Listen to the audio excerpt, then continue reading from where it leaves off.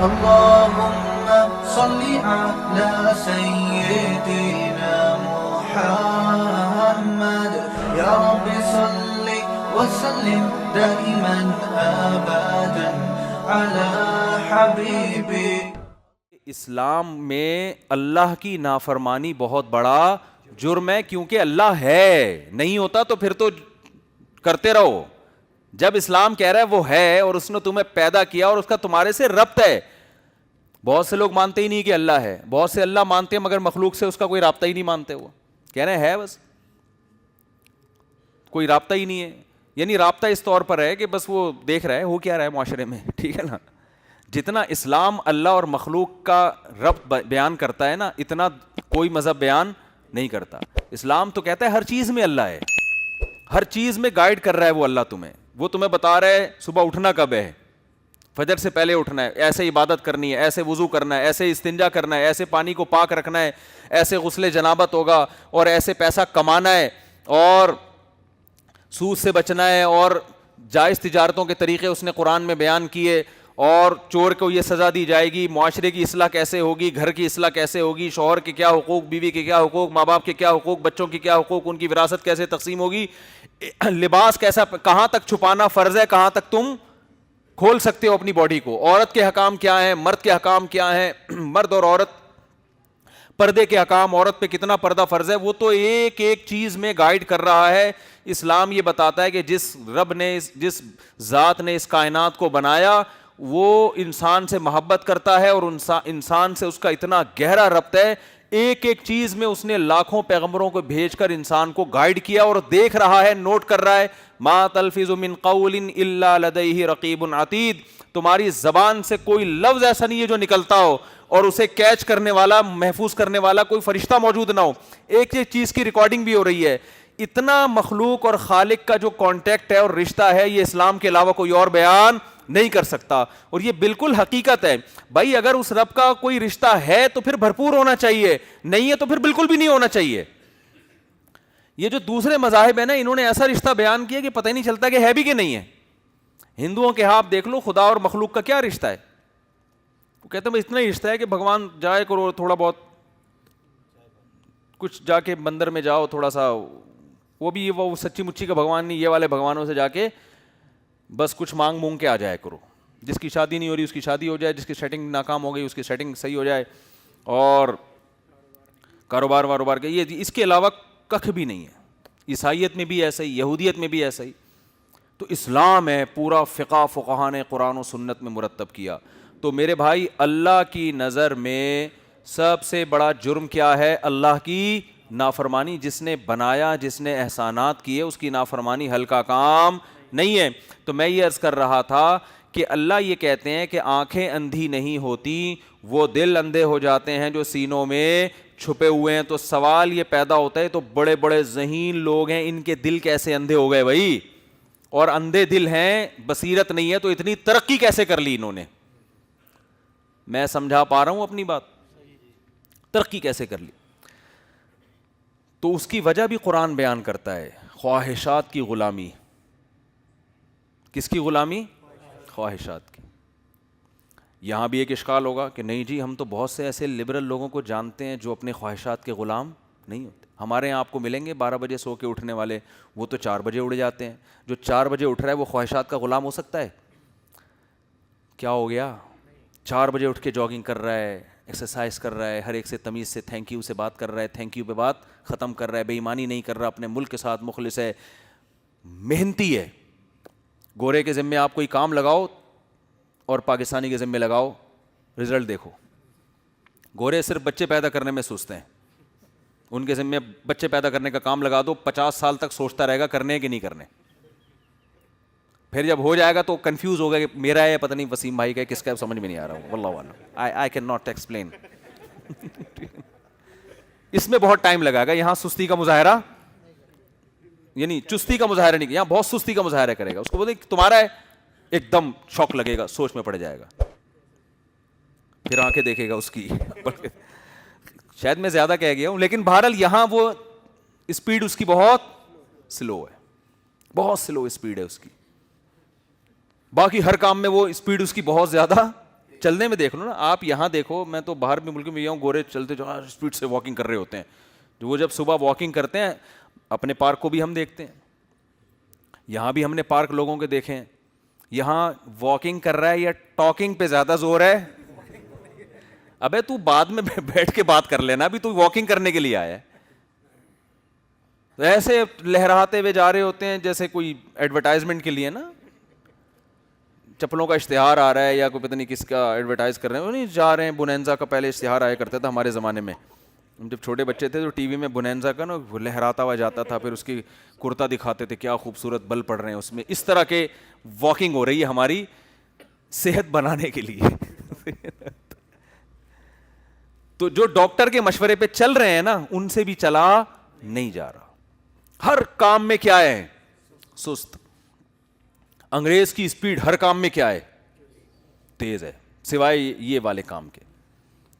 تو ہمارے اس میں الحمدللہ اب سلو ہو گئی ہے کافی, لیکن ان کی نسبت بہرحال اسپیڈ پھر بھی تیز ہے. میں وہ آسٹریلیا گیا نا, بار بار یہ واقعہ بیان کرتا ہوں آسٹریلیا والوں کو تاکہ غیرت آئے.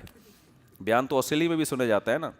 آسٹریلیا میں گیا تو وہاں مجھے پتا چلا کہ یہاں کی گورنمنٹ نے ایک لا تھا کہ جتنے بچے پیدا ہوں گے اس کا الگ سے الاؤنس ملتا ہے اور ٹھیک ٹھاک ہوتا ہے. تو بہت سے پاکستانیوں نے سارے کام چھوڑ کر یہی کام کہ کچھ کرنے کی ضرورت, بچے پیدا ہو رہے ہیں پیسے لو, بچے پیدا ہو رہے ہیں پیسے لو. گورنمنٹ نے وہ سسٹم ہی ختم کر دیا. تو میرا وہاں بیان تھا, میں نے کہا دیکھو گورنمنٹ نے اگرچہ پالیسی ختم کر دی ہے لیکن آپ کی اسپیڈ میں کوئی فرق نہیں آنا چاہیے. یہ بہت بڑا ملک ہے, اتنا بڑا کنٹری ہے, 3 انڈیا سما جائیں اس کے اندر, اور آبادی کچھ بھی نہیں ہے. یعنی ایک شہر سے دوسرے شہر جانے میں 4-4 5-5 گھنٹے کی فلائٹس ہیں. آپ یہاں سے اسلام آباد بھی جاتے ہو تو 1.25-1.5 گھنٹے میں پہنچ جاتے ہو, جو بالکل کراچی پاکستان کا دوسرا کونا ہے. لیکن آسٹریلیا کے اندر ایک شہر سے دوسرے شہر جا رہے ہو 5 گھنٹے لگ رہے ہیں. اتنا بڑا, اتنی اسپیس ہے, بندے مارکیٹ میں ہے ہی نہیں. تو میں نے کہا بھائی اسپیڈ میں ذرا بھی کمی نہیں آنی چاہیے, کیونکہ آپ کی اسپیڈ بڑھے گی. یہاں وسائل بہت ہیں, اتنے وسائل ہیں کہ اسپیس بہت زیادہ ہے. اتنی اسپیس ہے, آپ اتنے بڑے بڑے جنگل ہیں وہاں پہ, اسپیس بھی بہت ہے اور وسائل بھی, زمین بھری ہوئی ہے سونے سے.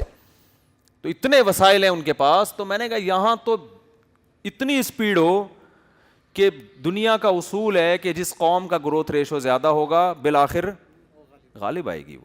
تو آپ کی اتنی اسپیڈ ہو جائے گی تو پتہ نہیں, اب غیرت آ نہیں رہی ان لوگوں کو سن کے. خیر, تو میں یہ عرض کر رہا تھا کہ کوئی یہ کہہ سکتا ہے کہ آپ یہ کیسے کہہ سکتے ہیں کہ یہ دنیا پرست لوگ یہ خواہشات کے غلام ہوتے ہیں.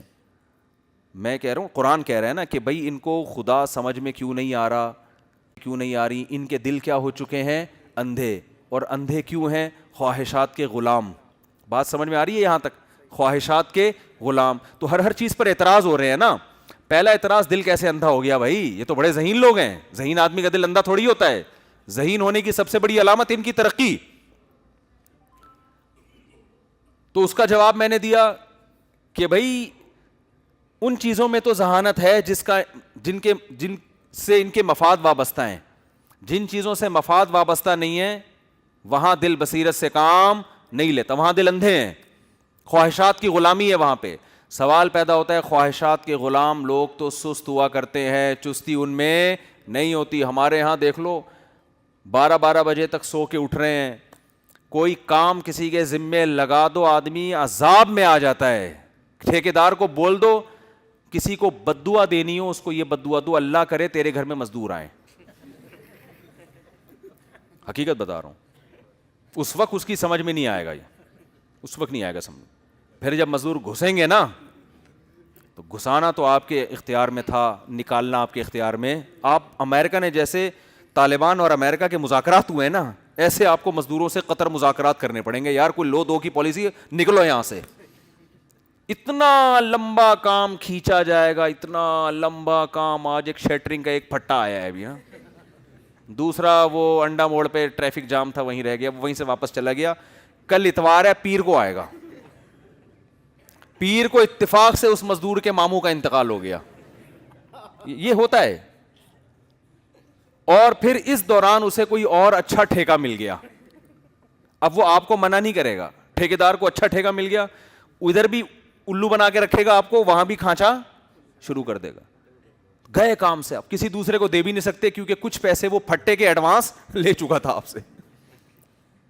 یہی چلتا رہے گا. پھر جمعہ آ گیا تو پھر فلانا آ گیا, پھر ڈمکانا آ گیا, پھر وہ آپ کی بچوں کے دور میں جا کے جب آپ نے اپنی جوانی میں اپنے لیے گھر بنانا تھا, صحیح ہے نا, وہ 50-50 والا یاد آتا ہے کہ لاہور سے گاڑی چلی ٹرین, 50-50 میں دکھایا تھا پرانے زمانے میں.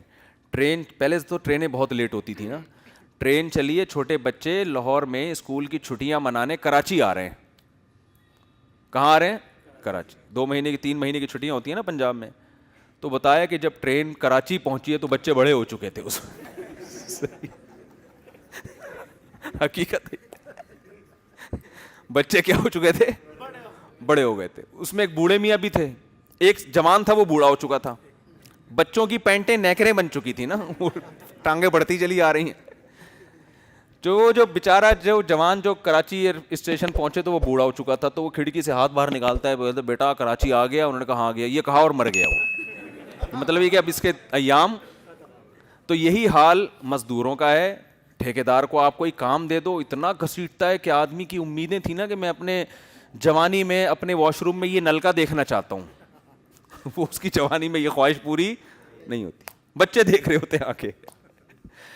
تو ہر چیز میں سست ہیں, تو خواہشات کے غلام تو ہم ہیں نا. وہ کہاں سے خواہشات کے غلام ہو گئے؟ وہ تو بھائی یہ چائنیز کو دیکھو, صبح صبح اٹھتے ہیں. کیا میں نے تو ایک جگہ میں رہا, چائنیز کے ساتھ رہا ہوں, کسی کلب میں ہم نے 3-4 دن کی ورک شاپ تھی تو وہاں چائنیز بھی آئے ہوئے تھے. وہ صبح 4 بجے اٹھ کے جاگنگ ہو رہی ہے ان کے, بڑا فٹ فاٹ ایسے پچنگ پونک کر کے نا, اسپیڈ کے ساتھ ہر چیز. یہ بیان کے بعد دیکھ, یہ جمع کر لیں. کیا ہے بھائی؟ بیان کے بعد کھانے کا انتظام ہے تمام لوگوں کا. واہ بھی واہ ہے, انہوں نے کیا ہے, زندہ باد ہو گیا. اب دیکھو پچھلی دفعہ کھانا ہوا تھا, رش دیکھو اس دفعہ, حالانکہ اس دفعہ کھانے کا کوئی اعلان نہیں ہوا. تو کیا کہہ رہا تھا میں؟ تو سست کہاں سے ہو گئے؟ سست قوم چاند پہ پہنچتی ہے؟ نہیں آ رہی بات. سست قوم چاند پہ نہیں پہنچتی. تو خوب اچھی طرح سمجھ لو, بعض دفعہ انسان خواہشات کی غلامی میں بھی چست ہوتا ہے. سمجھتے ہو؟ یہ چھوٹی موٹی خواہشات نہیں ہیں, ان کی ایک بہت بڑی خواہش ہے. اسلام اس بہت بڑی خواہش میں سب سے بڑی رکاوٹ ہے. کیونکہ اگر یہ لوگ ان دلائل کو دیکھ کر, اللہ کی نشانیوں کو دیکھ کر خدا پر ایمان لے آئیں تو یہ ہماری طرح بے وقوف نہیں ہے. ان کو پتا ہے اگر ہم یہ مان لیں کہ خدا ہے تو اگلا سوال کھڑا ہوگا کہ اس نے ہمیں کیوں پیدا کیا, وہ کیوں ہے, اس کا ہمارے سے لنک کیا ہے, رابطہ کیا ہے. کیونکہ آپ پھر اس کو اپنے معاشرے سے نکال نہیں سکتے, بالکل الگ تھلگ نہیں کر سکتے. کہ گاڈ ہے, کیا کرے بھائی, گاڈ ہے تو پھر مذہب درمیان میں گائیڈ کرتا ہے. پھر خدا اپنے رسولوں کے ذریعے پیغام دیتا ہے, میں ہوں, میں نے تمہیں کیوں بنایا, اپنی عبادت کے لیے, اپنی اطاعت کے لیے, آزمائش کے لیے, امتحان کے لیے. یہ میری کتابیں ہیں, اس میں یہ لکھا ہے کہ یہ حلال ہے, یہ لکھا ہے کہ یہ حرام ہے. پورا حلال و حرام کا ایک دروازہ کھل جائے گا, زنا انلیگل ہو جائے گا, ہومو سیکس انلیگل ہو جائے گا, وراثت کے حکام امریکہ کے, برطانیہ کے, جرمنی کے 2 منٹ میں کالعدم ہو جائیں گے. خدا کے حکام آ جائیں گے, یوصیکم اللہ فی اولادکم. جب کوئی شخص مر جاتا ہے تو امریکہ نہیں بتائے گا کہ اس کی وراثت کیسے تقسیم ہوگی. خدا کہہ رہا ہے کہ بیٹے کو دگنا ملے گا, بیٹی کو آدھا ملے گا.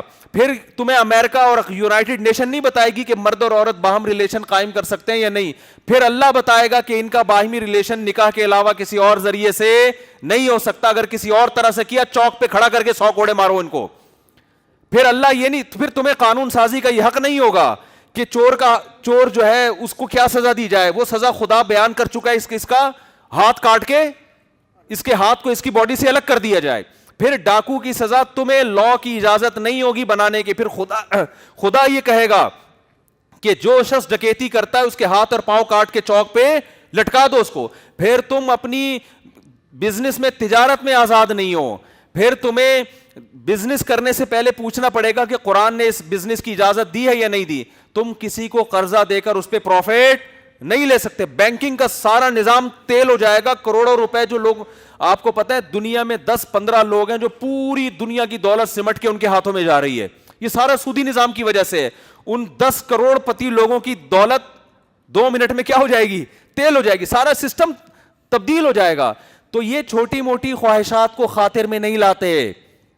یہ بڑی بڑی جو خواہشات ہیں نا, انسان جو ہوس کا پجاری بن چکا ہے, ان خواہشات پہ مذہب کی تلوار کی سب سے بڑی زد پڑتی ہے. خدا کو ماننے سے یہ تمام چیزیں ان کو ماننی پڑیں گی, کیونکہ اسلام کے علاوہ نہ کوئی خدا کا انٹروڈکشن پیش کرتا ہے, نہ کوئی خدا کے قوانین بتاتا ہے. یعنی آپ صاف لفظوں میں یوں کہیں کہ اگر سائنسدان سارے کے سارے اور یہ لبرل لوگ خدا کو مان لیں تو خدا کو ماننے کے بعد مولوی کو مانے بغیر ان کے پاس کوئی چارہ ہے نہیں. نہیں آ رہی میرا خیال ہے بات سمجھ میں؟ آپ کی نہیں آ رہی, لیکن ان لوگوں کی آ رہی ہوگی سمجھ میں جن کو میں خطاب کر رہا ہوں. ان کے اچھے بھی سمجھ رہے ہوں گے میں کیا کہہ رہا ہوں. تو پھر علماء کو ماننا پڑے گا. دیکھو گورے کے پاس علماء ہوتے ہیں کیا؟ گورے کے پاس مولوی نہیں ہوتے. وہاں مولویوں کی گورے کی نظر میں 2 ٹکے کی عزت نہیں ہے. وہ کہہ رہا بھائی یہ ڈاکٹر ہے, یہ میرے گردے کی پتھری نکالے گا. ہمارے ہاں بھی لبرل لوگوں کے ہاں علماء کی کوئی قدر نہیں ہے. آپ یونیورسٹی میں جاؤ, کسی لبرل آدمی سے پوچھو بھائی ڈاکٹر کو مانتے ہو؟ ہاں جی ڈاکٹر ہمارے معاشرے کا ایک مفید فرد ہے. کیا کریں گے؟ بھائی میرے گردے میں پتھری ہوگی تو ڈاکٹر نکالے گا. ایک آدمی کے گردے میں بار بار پتھری ہو رہی, ڈاکٹر نکالی, پھر پتھری, تو کسی نے کہا اللہ اس کو اندر سے سنسار کر رہا ہے. اللہ کی طرف سے اس پہ کیا ہو رہا ہے؟ پتھراؤ ہو رہا ہے.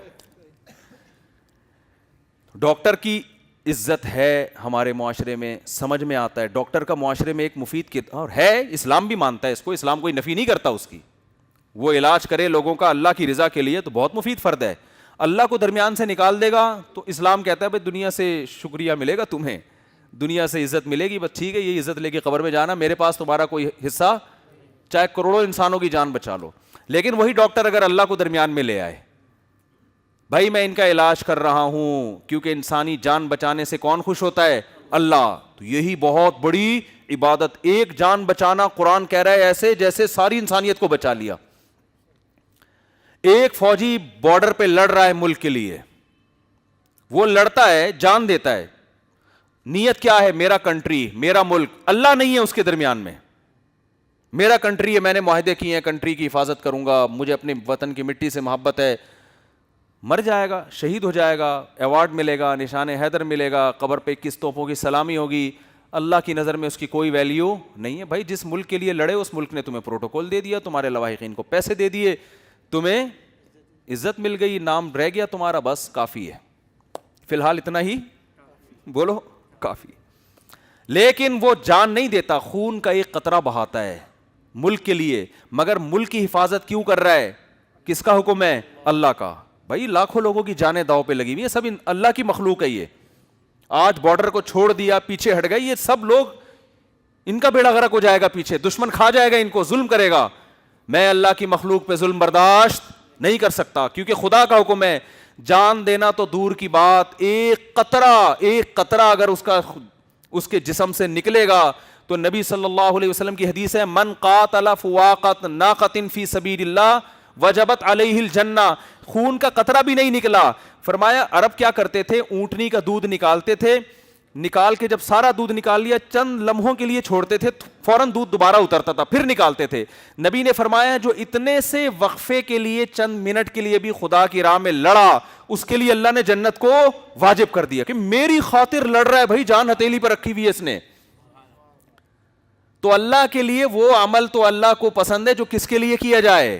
اللہ کے لیے. جو اللہ کے لیے نہیں ہے, مخلوق کے لیے, تو مخلوق سے اجر لو اس کا جا کے پھر. اور کمال کی بات یہ کہ اسلام نے جو یہ تصور دیا ہے اس میں انسانیت کا فائدہ زیادہ ہے بنسبت ان لوگوں کے جو لبرل لوگ ہیں, جو اسلام کو درمیان میں نہیں لاتے. کیونکہ جب انسان اللہ کے لیے انسانیت کی خدمت کرتا ہے اس کے جذبات اور خدمت کا طریقہ کچھ اور ہوتا ہے. جب مخلوق کے لیے کرتا ہے تو پھر وہ جذبات اس میں نہیں ہوتے, کیونکہ مخلوق تو اس جیسی ہے, کتنا بدلہ دے دے گی اس کو, کیا کر دے گی بھائی مخلوق کے لیے آپ کچھ کرو گے. یہ جو آپ کی دعوت جن صاحب نے کی ہے ابھی اتفاق سے آگے, اللہ کے لیے کی ہے نا. اگر آپ کے لیے کرتے تو آپ کیا کر دیتے؟ ایک پلیٹ کے کتنے پیسے دے دو گے آپ؟ بولو بھائی, ہیں 120 روپے فی پلیٹ. یا کوئی بھی کر رہا ہے, میں ان کی کوئی حوصلہ افزائی نہیں کر رہا کہ تاکہ کھاپوں کا ایک بعض دفعہ یہ ہوتا ہے کہ یا اللہ جن وسیم بھائی نے یہ پنکھا لگایا یا اللہ ان کے ابا کی مغفرت فرما دے. وہ امام صاحب بڑے ہوشیار ہوتے ہیں, ان کو یہ ہوتا ہے کہ وسیم بھائی اگلا پنکھا بھی کون لگائے گا. بہت مسجد میں نا نام لے کے دعائیں ہو رہی ہوتی ہیں.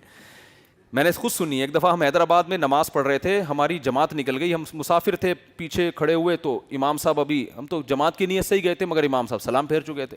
اب ہم پیچھے جا کے کھڑے ہوئے نا, امام صاحب نے سلام پھیر دیا, دعا مانگ رہے ہیں یا اللہ وسیم بھائی نے یہ جو دریاں بچھائی ہیں ان کے اگلے پچھلے سارے گناہ معاف فرما دے. یا اللہ قطب الدین صاحب نے مسجد کے نلکے صحیح کروائے ہیں, یا اللہ ان کے والد مرحوم کی مغفرت فرما دے. ایک ایک بندے کا نام لے کے اس نے یہ والی کیل ٹھوکی ہے اس نے مسجد میں. ہمیں نماز میں بہت بری بات ہے ہنسنا, لیکن امام صاحب نے ہنسنے کا کوئی موقع چھوڑا تھا نہیں. ہمیں نماز پڑھنا مشکل ہو گیا یار, امام صاحب بس کرو یار. اتنے سیاست تو ہمارے سیاست دانوں میں نہیں ہوتی. ایک ایک سیٹ صاحب کا نام لے کے اصل میں اس کو ترغیب ہو رہی ہے, وہ خوش ہوگا یار میرا نام مجمع میں آ رہا ہے تو چلو اگلی کیل بھی میں ہی ٹھوکوں گا. تو کیا بات چل رہی تھی, دیکھو میں ادھر ادھر بس بات کو سمیٹ کے ختم کر رہا ہوں میں.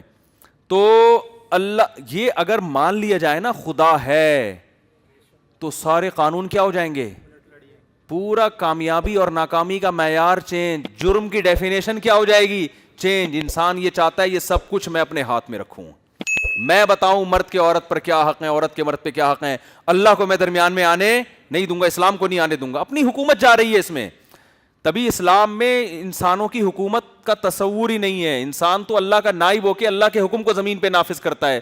ہمارا جو آئین ہے نا پاکستان کا, اس میں پہلی شق یہ کہ حاکم اعلیٰ صرف کون ہے, اللہ ہے. وزیر اعظم, ملک کا سربراہ, صدر, یہ اللہ کے نائب ہیں, یہ حاکم نہیں ہیں. یہ خود محتاج ہیں کہ بھائی ان کے لیے کیا حکام دیے ہیں. تو انسان خواہشات کا غلام ہے, وہ چاہتا ہے زمین پر میری حکومت ہو. اللہ چاہتا ہے یہ زمین تمہاری نہیں ہے, حکومت کس کی ہوگی, میری. تو یہ چھوٹی موٹی خواہشات کے غلام نہیں ہے, بہت بڑی خواہشات کے غلام ہے. اور ہم چھوٹی چھوٹی خواہشات, جیسے ایک آدمی, ایک فوجی بارڈر پہ لڑنے کے لیے ہر وقت تیار ہے, لیکن جب گھر میں پڑا ہے تو اٹھتا ہی نہیں ہے نا وہ, ٹھیک ہے نا, 12 بجے سو کے اٹھ رہا ہے. تو لوگ اس کی اس حالت کو دیکھ کے کہیں گے سست, کچھ بھی نہیں کر سکتا. وہ کہے گا بھائی میں یہاں ہوں, یہاں کوئی کام نہیں ہے بڑا, بارڈر پہ بھیجو تو میں بتاؤں گا. دوسرا وہ ہے جو یہاں تو صبح 4 بجے اٹھ کے جاگنگ کر رہا ہے, ایکٹیو, ہر کام ایک دم ٹائم پہ, ناشتہ ٹائم پہ, اور پھر اس کے بعد آفس میں فوراً پہنچ گیا, بڑے تمیز سے زندگی گزار رہا ہے, اور کہیں سے بھی لگتا ہی نہیں ہے کہ سست ہے یہ. لیکن جب اس کو بارڈر پہ بھیجا جاتا ہے تو سب سے پیچھے پڑ گیا, جھاڑیوں میں چھپ کے بیٹھ گیا, اٹھا ہی نہیں جا رہا, کرینے آ رہی ہیں, اٹھ بھائی جا آگے. وجہ کیا ہے, وہ کہہ رہا ہے یار وہ تھوڑی بہت خواہشات تھیں, وہ میں قربان کر سکتا تھا. صبح نیند قربان کرنی پڑتی تھی, وہ میں کر دیتا تھا. آفس ٹائم پہ پہنچنا مشکل کام تھا کہ پہنچ جاتا تھا. یہ نہیں ہوتا بھائی مجھ سے. یہاں اگر میں نے زیادہ ایکٹیو بن کے میں رہا تو گولی لگ سکتی ہے میرے سینے پہ. یہاں تو بم چل رہے ہیں بھائی, دم کیا کیسی باتیں کر رہے ہو. تو یہی حال ہے کافر کا اور مسلمان کا. کافر اپنے آپ کو اللہ کی غلامی میں دینے کے لیے تیار نہیں ہے, شراب چھوڑنی پڑے گی. دیکھو ہم کتنے سست ہیں, شراب نہیں پیتے الحمدللہ, اللہ نے بچایا ہے. زنا, خدا کی قسم, زنا سے بچنا آسان کام نہیں ہے. مرد کے دل میں سب سے زیادہ اٹریکشن اللہ نے عورت کی رکھی ہے.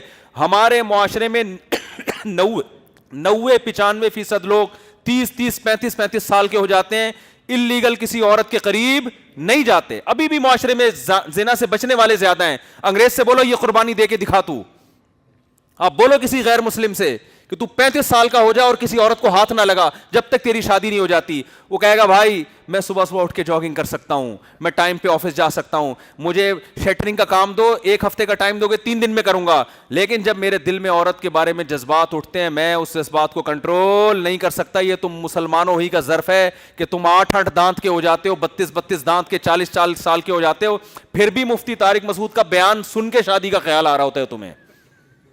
یہ تمہارا حوصلہ ہے, ہم یہ برداشت.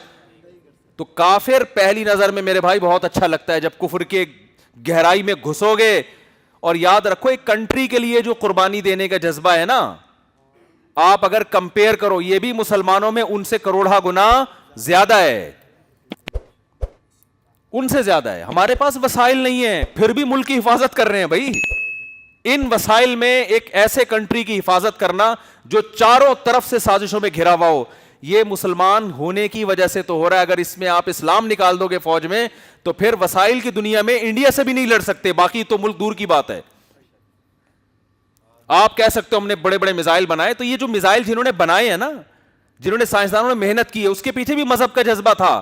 وہ مذہب کا جذبہ آپ نکال دیتے تو سائنٹسٹ بھی اتنی محنت, کیونکہ ان سائنسدانوں کو اتنا ملتا نہیں ہے بدلے میں جتنی انہوں نے ملک کے لیے قربانیاں دی ہیں. یہی سائنسدان دوسرے ملکوں میں ہوتے, آپ دیکھو کیا ہوتا ان کا حال. یہی جیسے ہمارے سائنسدان ہیں نا جنہوں نے یہ میزائل بنائے, جنہوں نے بم بنائے, ان بیچاروں کا حال دیکھو کیا ہوا ہے. یہی کسی دوسرے ملک میں ہوتے تو کیا حال ہوتا. تو کیا یہ مذہب کی موٹیویشن مل رہی ہے, یہ جذبہ مل رہا ہے کہ بھائی دنیا دے نہ دے کون دے گا, اللہ دے گا. تو یہ ایسی موٹیویشن ملتی ہے جو خدا کو مانتے ہیں کہ یطعمون الطعام علی حبہ مسکینا و یتیما و اسیرا.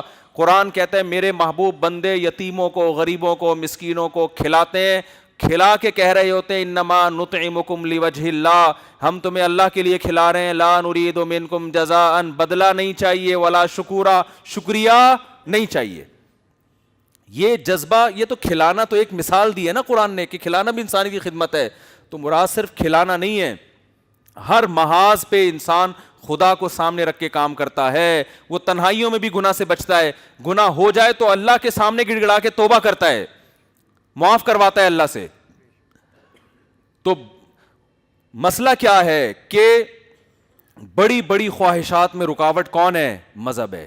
جو غلط خواہشات ہیں, شراب کوئی اچھی خواہش ہے, زنا کوئی اچھی, خاندانی نظام تباہ و برباد ہو گیا. اور یہ جو خدا کو نہیں مانتے نا, یہ ڈبل مجرم ہوتے ہیں. ایک تو جرم بھی کرتے ہیں اور اس جرم کو آزادی کا لیبل لگا دیتے ہیں کہ یہ انسانیت کی یعنی آزادی کا تقاضا ہے یہ, اور اس جرم کو خوشنما نعروں سے مزین کرتے ہیں. شراب کو انہوں نے لیگل کر دیا, بھائی انلیگل رہتی پیتے رہتے, بولتے غلط ہے, کیا کر دیا بھائی 18 سال کے بعد اتنی پی سکتے ہو. بھائی آپ ہومو سیکس کے عادی ہو چکے تھے, آپ کہتے غلط کام ہے لیکن ہم قوم کو نہیں روک سکتے. آپ نے اپنے آپ کو یہ ثابت کرنے کے لیے کہ ہم غلط ہیں ہی نہیں, ہم تو بہت اچھے ہیں. تو بھائی بہت اچھے ہیں تو یہ کام کیوں ہو رہا ہے تمہارے ملکوں میں, اتنا زیادہ کیوں ہو رہا ہے یہ کام؟ تو آپ وہ جواب دیتے ہیں یہ کام غلط ہے ہی نہیں. یعنی مطلب ایک آدمی سٹے لگا رہا ہے, چرس پی رہا ہے, ہیروئن پی رہا ہے, لوگ کہہ رہا ہے سالہ ہیروئن چی, کہیں وہ پیغام نکاح بھیج رہا ہے, لوگ ہیروئن چی کہہ کے رد کر دیتے ہیں. جاب کے لیے جاتا ہے, بھائی ہیروئن چی ہے اس کو نکالو یہاں سے, تو وہ ہیروئن چی کو چاہیے شرمندگی ہو, یار یہ غلط کام کر رہا ہوں میں, ہیروئن پی رہا ہوں. اس نے کیا کیا, اس کے ہاتھ میں حکومت آئی, اس نے ہیروئن کو لیگل کیا, اور ہیروئن پہ بہت خوبصورت سی چمک پٹیوں میں اینٹی ڈپریشن گولی کا نام رکھ کے اس نے کہا پیو اور پبلک کو پلاؤ. اور اس میں کیا ہے, اس سے فائدہ یہ ہوا کہ کیونکہ پاور اس کے پاس تھی, لوگوں نے ہیروئنچیوں کو برا بلا کہنا چھوڑ دیا. لوگوں نے کہا ہیروئن پیے نہ پیے اس کا پرسنل معاملہ ہے. بات آ رہی ہے سمجھ میں؟